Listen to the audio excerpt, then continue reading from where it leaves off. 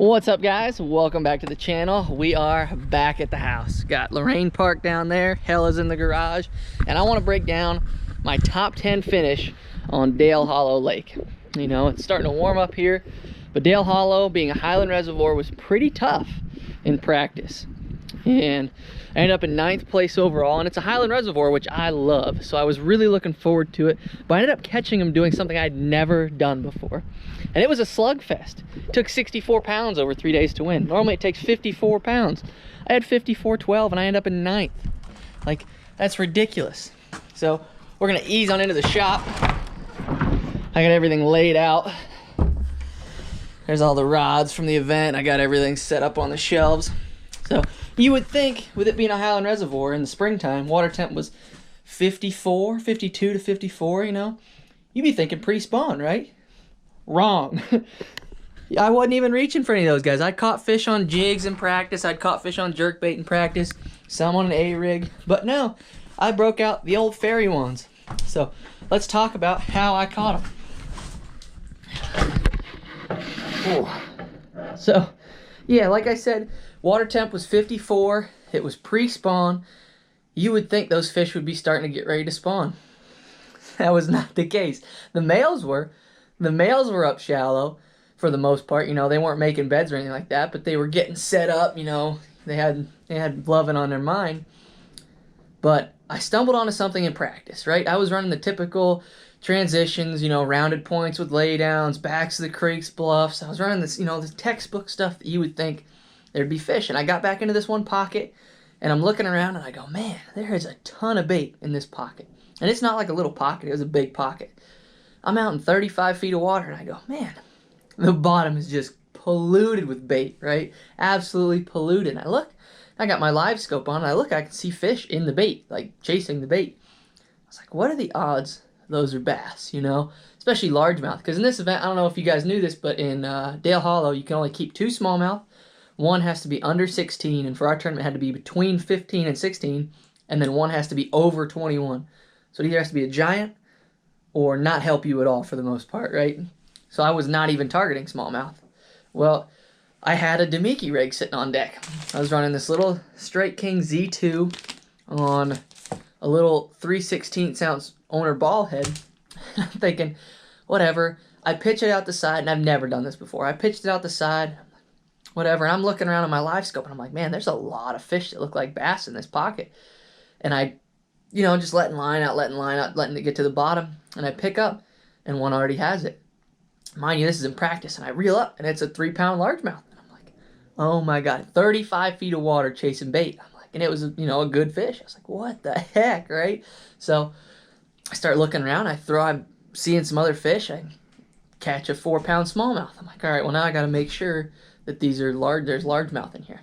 So I keep going around, see another fish, pitch to it, 3.5-pound largemouth. And I'm like, oh my gosh. And I'm scanning around with my Garmin Panoptics, and I'm seeing a lot of bass. I was like, all right, I need to get the heck out of here.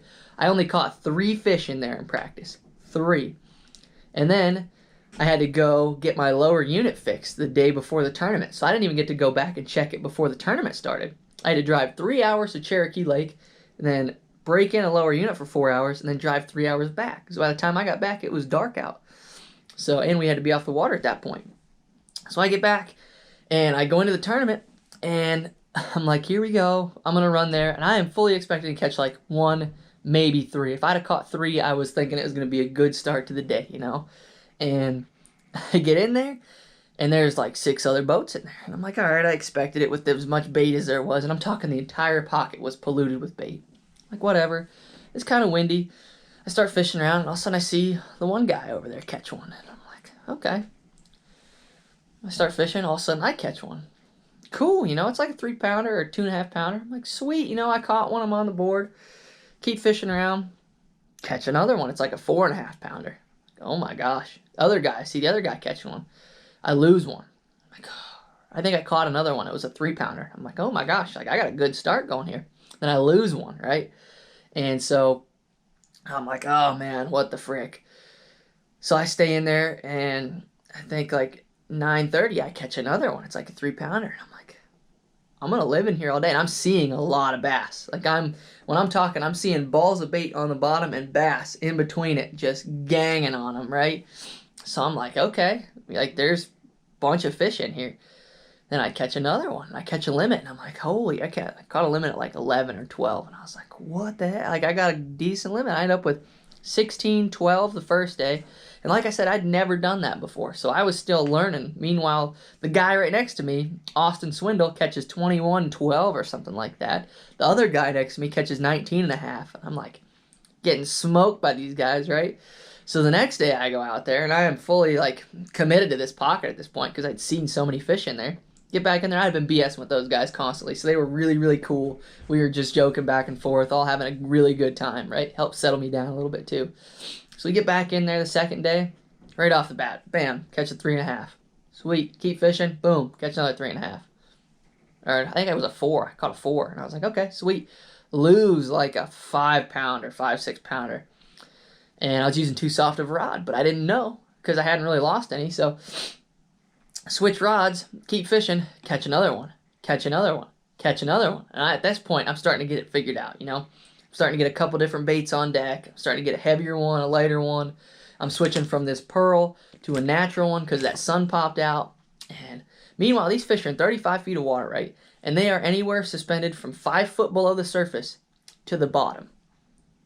That entire water column, I'd see them suspended, and you'd just pitch this little Damiki rig over there on a 3/16 ounce head, and I would just let it sink. And using my Panoptics, I'm watching it sink, and I'm watching the fish, trying to make precise cast whichever way that fish is going.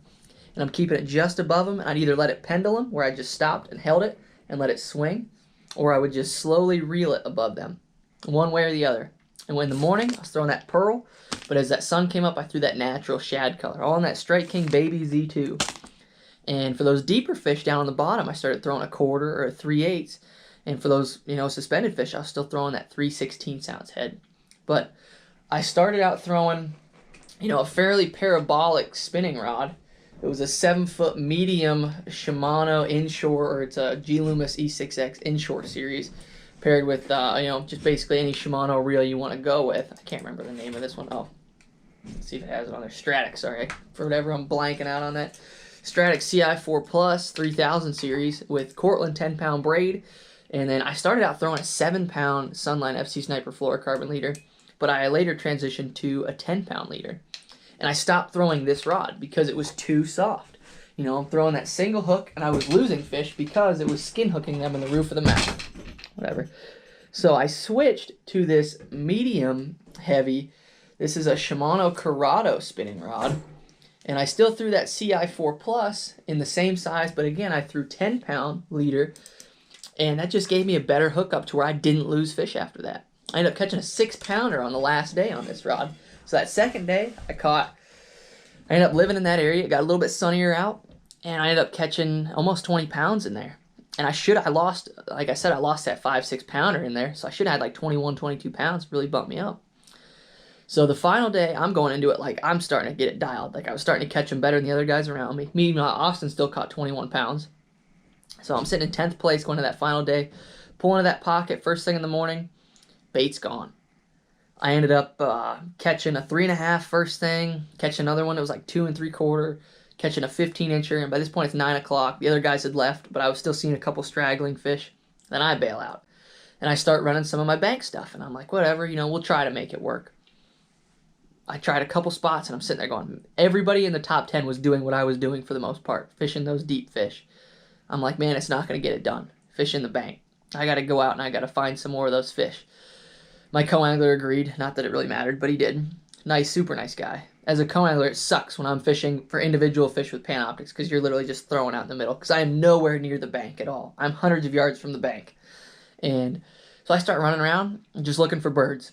Looking for loons, specifically. The loons are the diving birds. They could dive down in like 50 feet. Not even joking. I was watching them touch the bottom in 40 and chase bait up.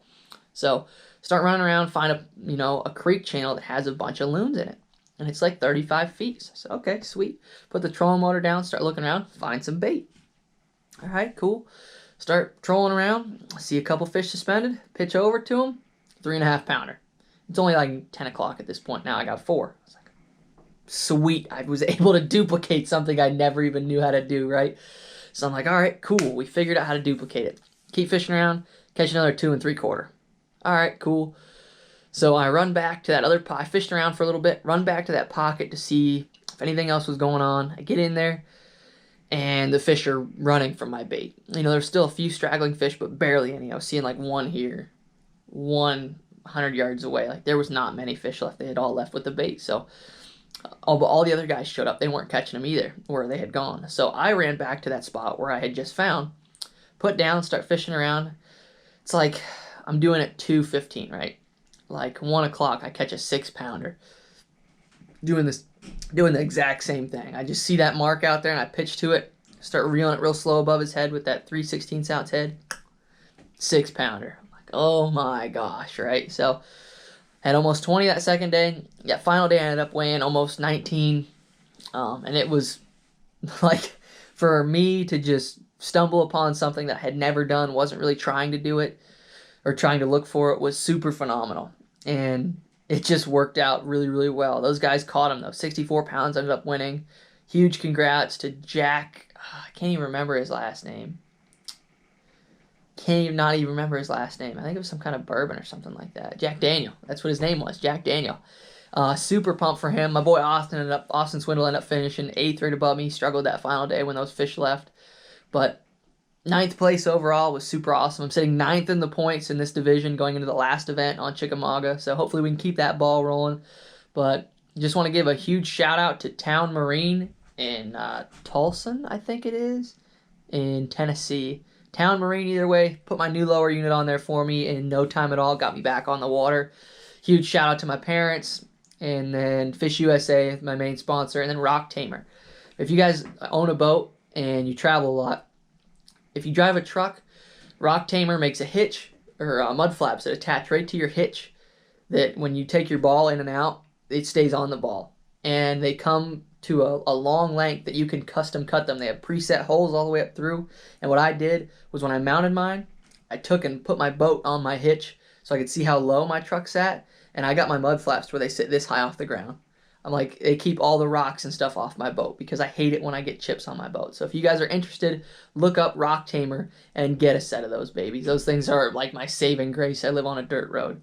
But either way, super pumped for that 9th place finish and ready to just start rolling into Cherokee. So thank you guys so much for watching. God bless, and y'all take care. These videos are brought to you in part by Fish USA, America's tackle shop. Feel free to stop by in Fairview, PA, or visit us online at fishusa.com. God bless y'all, and thank you so much for watching.